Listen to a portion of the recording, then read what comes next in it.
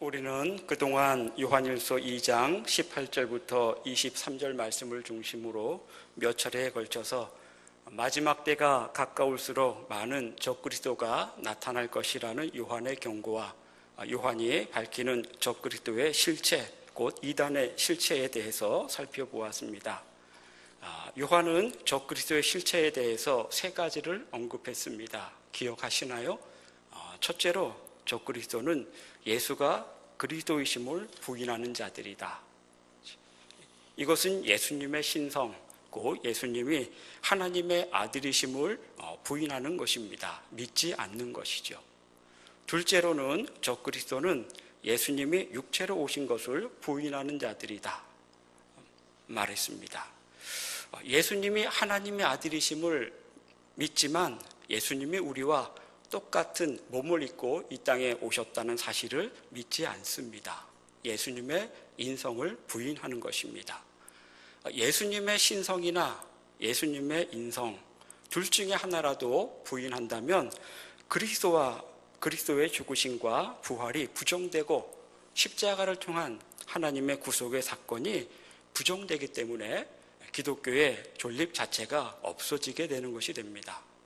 그래서 이단의 주장과 가르침은 우리와 끝이 약간 다른 것 같지만 근본적으로 토대가 다른 것입니다. 그래서 이단들에 대해서 우리가 이단들의 주장이나 가르침에 대해서는 귀 기울일 필요도 없고 우리가 항상 경계해야 되는 이유가 여기에 있습니다. 그리고 셋째로 적그리스도의 실체는 자신이 그리스도라고 속이거나 기만하는 자입니다. 그리스도가 아닌데 그리스도로 사칭하는 것입니다. 그래서 요한은 적그리스도를 거짓말하는 자, 미혹하는 자라고 부르고 있습니다. 이들의 주장은 결과적으로 아들을 부인하는 것이기 때문에 아들을 보내신 아버지를 부인하는 것이 됩니다. 요한은 아버지와 아들을 부인하는 자, 곧 이단에게는 어떤 진리도 영생도 없다고 강조합니다. 물론 이단들도 어떤 종교적인 경험을 할 수 있고 어떤 신비적인 체험을 할 수는 있겠지요. 그러나 그것이 하나님을 아는 것은 결코 아닙니다. 아들을 부인하는 한 아무리 그들의 진리라고 주장을 하고 또 그들 안에 어떤 신비적 체험을 한다고 할지라도 그것은 하나님을 아는 것이 아닙니다. 그것은 제 말이 아니고 요한이 오늘 본문에서 그렇게 말하고 있습니다. 이제 적그리스도의 실체를 밝힌 이후에 요한은 오늘 본문 24절부터 27절까지의 말씀을 통해 이 적그리스도의 이단적 가르침에 대해서 우리가 어떻게 대처해야 하는지에 대해서 말하고 있는데 여기서 요한이 우리에게 두 가지를 권면합니다. 오늘은 그 24절부터 27절까지의 말씀을 통해서 이렇게 이단의 거짓 가르침이 난무하는 이 시대 속에서 우리가 이 이단의 가르침에 대해서 어떤 자세로 대해야 하는지에 대한 요한의 가르침을 함께 상고하도록 하겠습니다. 오늘 본문에서 요한은 두 가지를 권면하는데 첫째는 24절에서 이렇게 권면합니다. 24절 말씀만 같이 함께 한 절을 봉독하겠습니다. 요한일서 2장 24절입니다. 너희는 처음부터 들은 것을 너희 안에 거하게 하라. 처음부터 들은 것이 너희 안에 거하면 너희가 아들과 아버지 안에 거하리라. 첫 번째 요한이 우리에게 주는 권면은 처음부터 들은 것을 너희 안에 거하게 하라 말하고 있습니다. 그러면서 왜 요한은 처음부터 들은 것을 너희 안에 거하게 하라고 권면하는지 그 이유를 두 가지를 말하고 있는데 첫 번째 이유는 24절의 후반절에 있는 것처럼 처음부터 들은 것을 우리 안에 거하게 하는 것이 곧 우리가 아버지와 아들 안에 거하는 것이기 때문이고 두 번째 이유는 27절에 있는 것처럼 26절에 있는 것처럼 적그리스도의 영으로 활동하는 자들의 미혹에 빠지지 않기 위해서입니다. 이 두 가지 이유 때문에 지금 요한은 우리에게 처음부터 들은 것을 너희 안에 거하라고 권면하고 있습니다. 그러면 요한이 말하는 처음부터 들은 것이란 무엇입니까? 무엇이 처음부터 들은 것입니까? 이것은 한마디로 말하면 복음입니다. 복음. 요한의 이 편지를 받는 그리스도인들은 예수님의 제자들, 곧 요한을 포함해서 사도들을 통해서 복음을 들었습니다. 누가요? 지금 이 요한 1서의 수신자들이, 그리스도인들이 이 편지를, 요한의 이 편지를 받는 성도들이, 그 그리스도인들이 요한이나 혹은 다른 사도들로부터 복음을 들었습니다. 그런데 지금 적그리스도의 영으로 활동하는 자들이 이들을 지금 미혹하고 있습니다. 이단들의 거짓된 가르침과 이상한 주장들이 교회 안에 난무하고 있는 이런 상황에서 요한은 첫 번째 권면하는 것이 처음부터 들은 것을 너희 안에 거하게 하라, 지금 말하고 있는 것입니다. 이 말은 요한이 전하고 사도들이 전해준 복음을 굳게 붙잡으라는 그런 뜻입니다. 이단들의 거짓된 가르침에 흔들리지 말고 사도들에게 처음부터 들었던 그 복음을 굳게 붙잡으라. 이것을 오늘식으로 말한다라고 하면 하나님의 말씀, 하나님의 말씀인 성경을 꽉 붙잡으라 라고 하는 그런 권면입니다. 여러분, 우리가 이단의 미혹에 빠지지 않고 우리의 믿음을 굳게 지킬 수 있는 방법은 다른 게 없습니다. 다른 방법은 없고, 오늘도 여전히 사도들이 우리에게 전해준 그 신앙, 그 복음, 그것을 붙잡고 그 신앙을 고수하는 것밖에 없습니다. 다시 말하면 성경을 붙드는 것밖에 없습니다. 이것은 사도 바울도 이 같은 사실을 디모데에게 보낸 두 번째 편지에서 이렇게 권면합니다. 디모데후서 3장 13절에서 15절 말씀입니다. 한번 잘 경청하십시오. 악한 사람들과 속이는 자들은 더욱 악하여져서 속이기도 하고 속기도 하나니, 그러나 너는 배우고 확신한 일에 거하라. 너는 네가 누구에게서 배운 것을 알며 또 어려서부터 성경을 알았나니, 성경은 능히 너로 하여금 그리스도 예수 안에 있는 믿음으로 말미암아 구원에 이르는 지혜가 있게 하느니라. 바울은 디모데후서 3장 전체에서 말세에 일어날 여러 가지 현상들에 대해서 설명하는 중에 지금 이 말씀을 가지고 디모데를 권면하고 있는 것입니다. 악한 사람들과 속이는 자들은 더욱 악하여져서 속이기도 하고 속기도 하나니, 지금 말세에 일어나는 현상 가운데 하나를 지금 바울이 디모데에게 설명하고 있는 거예요. 악한 사람들과 속이는 자들은 더욱 악하여져서 속이기도 하고 속기도 하나니, 이게 무슨 말이죠? 말세에는 악한 자들과 속이는 자들은 더욱더 악해지고 남을 속이고 속이기도 하고 또 속기도 하고 속이기도 할 것이다 하는 말입니다. 말세가 될수록, 말세가 가까울수록 악한 자들은 더 악해지고 속이는 자들은 더욱더 많아지는데, 그러나 너는 배우고 확신하는 일에 거하라 라고 지금 권면하고 있는 거예요. 디모데는 누구에게 배웠습니까? 바울에게 배웠습니다. 그러면 너는 배우고 확신하는 일에 거하라 라고 하는 말은 무슨 말입니까? 바울에게 배운 말씀, 너는 나에게 배운 말씀, 그 말씀을 붙잡고 그 말씀 안에 거하라 라는 뜻입니다. 다시 말하면 사도들로부터 배웠던 말씀, 들었던 말씀, 그 말씀 안에 거하라고 하는 것이죠. 그 말씀 안에 거하는 것은 그 말씀을 굳게 붙잡는 것입니다. 그러면서 사도적 가르침에 거하라고 하면서 바울은 이어서 성경을 언급합니다. 또 어려서부터 성경을 알았나니,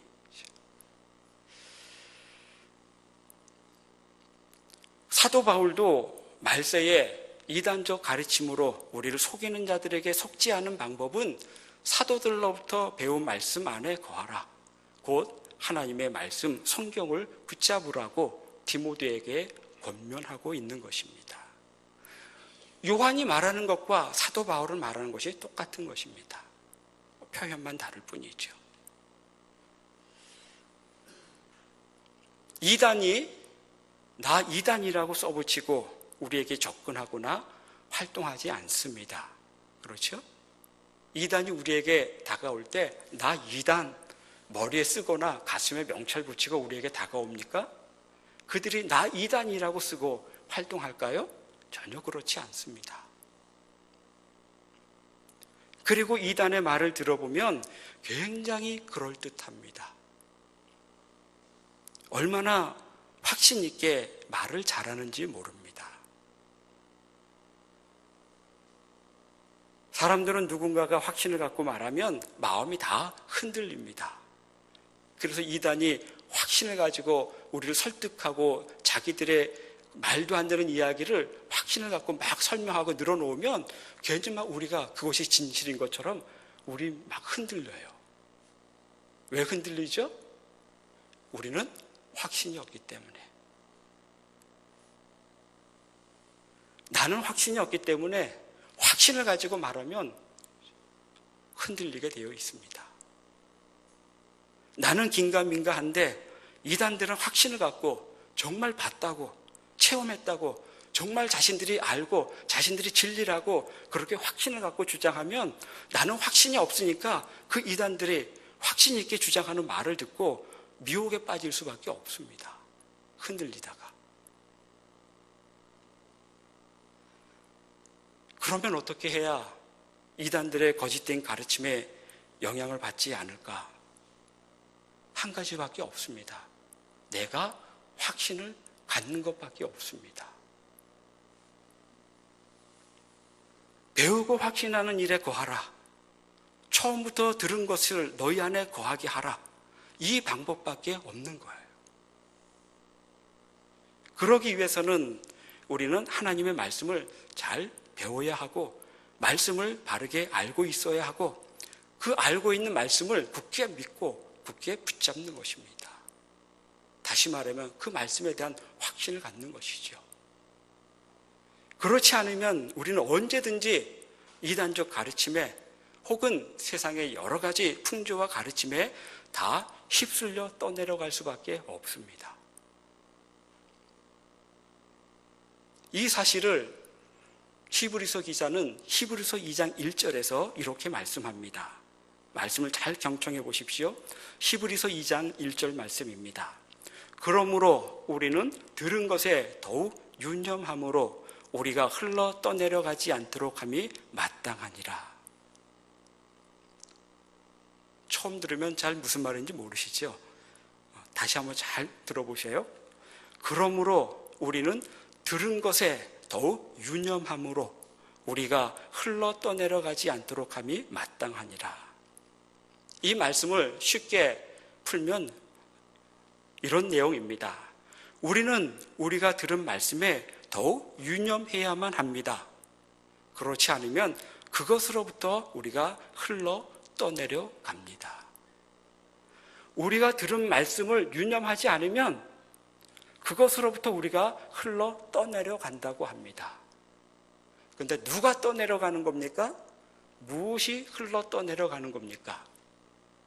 말씀이 아니고 내가. 말씀이 내게서 떠나려가는 것이 아니라 말씀을 붙잡지 않으면 말씀을 유념하지 않으면 내가 세상에 흘러 떠내려 간다는 그런 말씀이에요. 다시 말하면 배우고 확신하는 일에 거하지 않으면 처음부터 들었던 말씀이 우리 안에 거하지 않으면 우리는 세상의 풍조와 이단의 가지심에 휩쓸려서 거기에 다 떠내려가게 되어 있어요. 내가 말씀이 떠내려가는 것이 아니라. 이 말씀을 염두하면서 이런 광경을 한번 상상해 보십시오. 생각해 보십시오. 집중호우가 내리면 순식간에 강물이 불어나서 물살이 매우 빨라지고 강물이 매우 고세게 흘러갑니다. 지난 여름에도 집중호우가 내려서 갑자기 강물이 불어나서 급류에 휩쓸려 떠내려서 사고를 당하는 사람들 뉴스를 통해서 많이 들었죠? 그걸 한번 생각해 보십시오. 집중호우가 내리면 순식간에 강물이 불어나서 물살이 빨라지고 그 안에 있으면 어느 사람이든지 힘센 장사라도 다 떠내려가게 됩니다. 급류에 휩싸여서. 만일 저와 여러분이 그 강물 한복판에 서 있다라고 생각을 해 보십시오. 어떻게 될까요? 금방 급류에 휘말려서 떠내려가게 될 것입니다. 그런데 그 강 한복판에 기둥이 있는데 다행히 그 기둥이 수면 위까지 올라와 있습니다. 급류가 아무리 세차게 불어도 그 기둥은 강 깊이 뿌리박고 있기 때문에 기둥은 떠내려가지 않고 꼿꼿하게 서 있습니다. 다행히 그 기둥이 물에 다 잠기지 않고 수면 위에 조금 나와 있는 부분이 있습니다. 그 급류에 휩달려 떨어져 가는 사람이 그 나와 있는 기둥을 붙잡으면 어떻게 될까요? 떠내려가지 않겠죠. 그걸 붙잡지 않으면 그냥 급류에 휘말려서 떠내려가게 되어 있어요. 그 급류 한복판에서 휘말려 내려갈 때 그 기둥을 붙잡는 것, 그게 말씀을 유념하는 것입니다. 그리고 그것이 배우고 확신하는 것에 거하는 것이고, 요한식으로 말하면 처음 들었던 그 말씀을 우리 안에 거하게 하는 것입니다. 아무리 거센 물속에라도 그렇게 되면 휩쓸려 떠내려가지 않게 되겠죠. 그러나 그 기둥에서 내가 손을 떼는 순간 언제든지 급류에 휘말려서 떠내려갈 수밖에 없습니다. 놓치는 순간 당장 떠내려가게 됩니다. 급류가 흐르는 강 한복판에서 그 강에 잘 박혀 세워진 기둥을 붙잡는 것이 말씀을 배우고 확신한 것에 거하는 것이고, 우리가 들은 말씀에 더욱 유념하는 것이고, 처음부터 들은 것 안에 거하는 것입니다. 다시 말하면 사도들이 전해준 복음, 하나님의 말씀, 그것을 굳게 붙잡는 것, 그것이 기둥을 붙잡는 것과 같습니다. 지금 우리는 마치 거대하고 세찬 급류가 흐르는 세상 속에 살고 있는 것과 같습니다. 이단은 말할 것도 없고 세상의 온갖 풍조와 그릇된 가르침과 세속적인 가치관과 무신론적인 사상들이 매일 홍수처럼 밀려오는 시대에 우리 모두는 그 한복판에서 살아가고 있습니다. 급류가 세차게 몰려오는 그런 세상 한복판에서 우리가 정신 차리지 않으면 우리는 그 급류에 휘말려서 우리도 모르는 사이에 떠내려가게 되어 있습니다. 하나님의 말씀을 꼭 붙잡지 않으면 시대의 풍조에 밀려서 흘려 다 떠내려가게 되어 있지요. 말씀을 붙잡지 않으면 우리의 생각과 삶의 방식도 점점 세상의 풍조로부터 영향을 받게 되어 있습니다. 그러면 우리의 가치관도 세계관도 삶의 방식도 점점 바뀌어져 갑니다. 어떻게 바뀌죠? 나중에는 무신론적인 사고방식으로 젖어들게 돼서 그것이 무신론적인 사고방식인지도 모르고 거기에 젖어서 함께 흘러가면서 생활하게 되어 있습니다. 그러다 보니까 요즘에도 그렇게 생각하는 분들이 많지 않습니까? 신앙생활하면서도 왜 꼭 예수님을 믿어야 구원을 받는가? 모든 종교는 다 구원을 말하고 있으니까 어느 종교에서든지 내가 잘 믿으면 구원받지 않은가? 그렇게 생각하는 거예요. 꼭 이 바쁜 시대에 내가 집에서 나의 신앙을 경건하게 잘 유지하면 됐지 꼭 굳이 교회에 나가야 되는가? 교회에 적을 둬야 되는가? 그렇게 생각하는 사람들이 점점 많아집니다. 그리고 세상적으로는 남자와 남자가 결혼하고 여자와 여자가 결혼하는 것이 당연시되어져 갑니다. 거의 모든 세계 나라들이 다 합법화시키고 있죠. 이 모든 것은 우리가 다 세상의 풍조와 세상의 가치관과 흘러 떠내려감으로써 우리도 모르게 우리 속에 젖어드는 무신론적인 생각들입니다. 왜 그렇죠?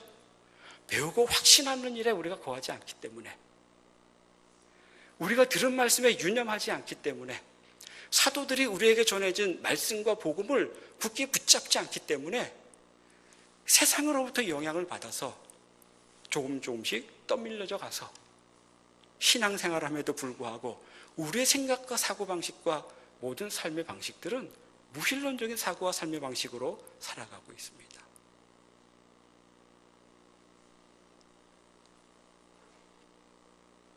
시대를 초월해서 주님이 다시 오실 때까지 우리가 참된 신앙을 지키는 방법은 다른 것이 없습니다.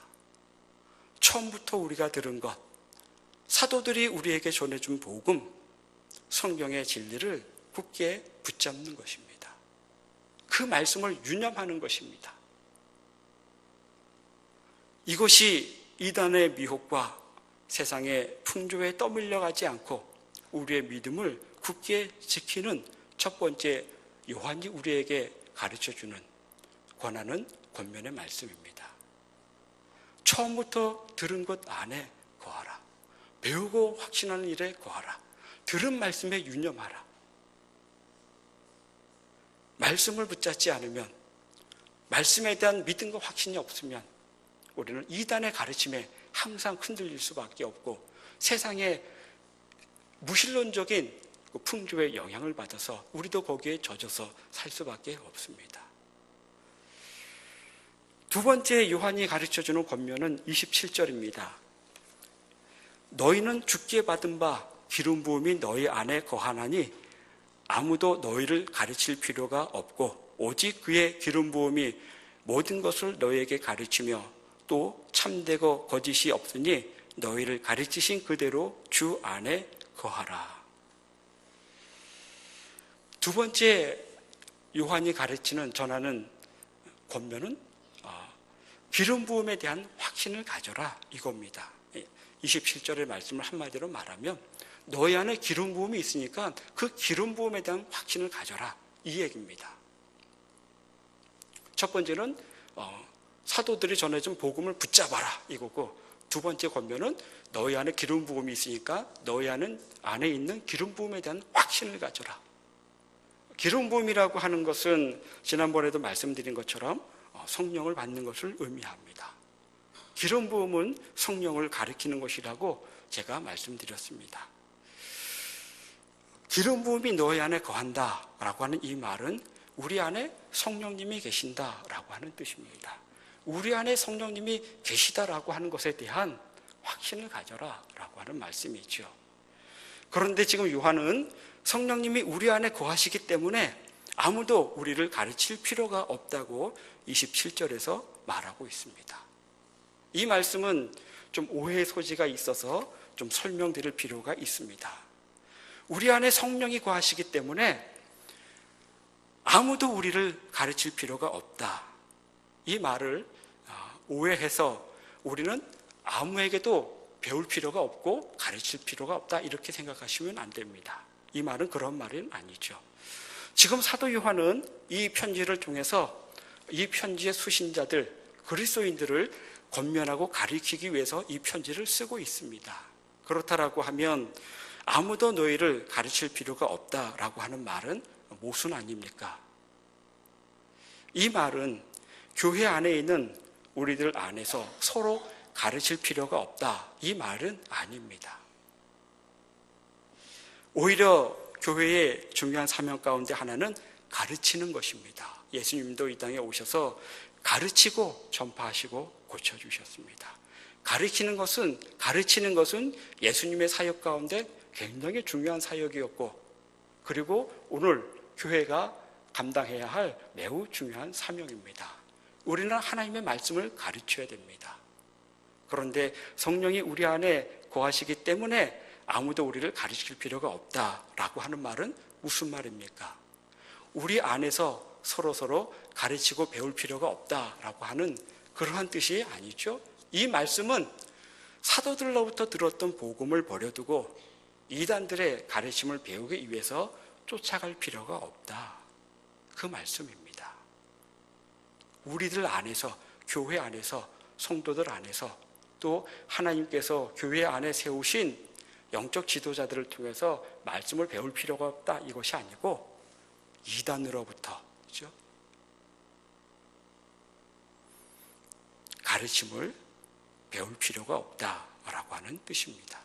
다시 말하면 예수 그리스도 밖에서, 성경 밖에서 새롭게 배워야 할 어떤 진리가 있는 것이 결코 아니다라고 하는 뜻입니다. 진리는 말씀 안에 있기 때문에 그리스도 안에 있는 우리들이 하나님께서 세우신 종들을 통해서 말씀을 배우는 것이지, 교회 바깥에서, 교회 외에, 혹은 기독교 바깥에서, 혹은 이단들에게서 진리를 배울 필요가 없다라고 하는 그러한 뜻입니다. 우리 안에 기름 부음이 있고 우리 안에 성령님이 거하시는데 이단적 가르침에 귀를 기울 필요가 없다, 그런 뜻이지요. 우리에게 진리가 있고 사도들이 전해진 복음이 진리라는 것을 확신하라라고 하는 그런 뜻이기도 합니다.